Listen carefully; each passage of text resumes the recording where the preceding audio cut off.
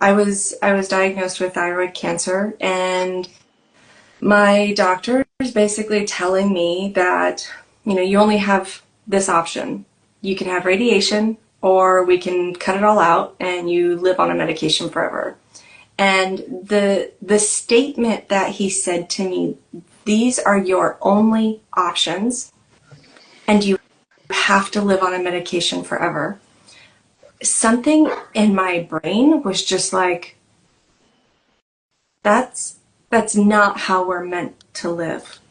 What what actually caused this to happen? Because it's like and I rant on this one often. We learn in elementary school at a very young age about cellular regeneration. And, we heal. We get cuts, we heal. We get a scrape, we heal. We get a sickness, flu, cold, whatever. Our body fights to repair itself. So it seemed like this common sense of well, if I damaged myself, if something damaged me to this point, I can repair.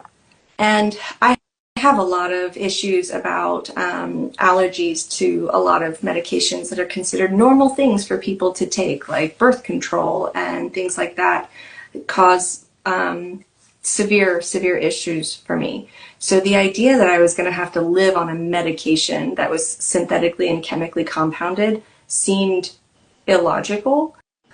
And I left that office that day going, I have to figure this out. And that sent me into, like you said, this rabbit hole of learning information about what we're being told is right, healthy, what our options are medically, and going to this awareness that I'm like, holy shit, medical doctors, not to denote them because I do rant on them quite a bit. I do love them to a degree. Like, there is a place and there is a purpose for modern medicine.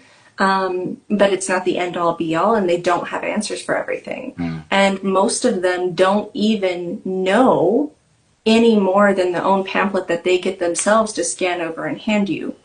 And that part was such a eye opener for me, particularly when I started going in and asking my doctors questions. Even the last one that I had this last year, where I sort of reverted. By the way, I've reversed my cancer diagnosis, blah, blah, blah. I'm not sure that you've seen my story, but so I've done all that, but I got pregnant, had another baby, sort of started slipping into a little bit of a Hashimoto scenario.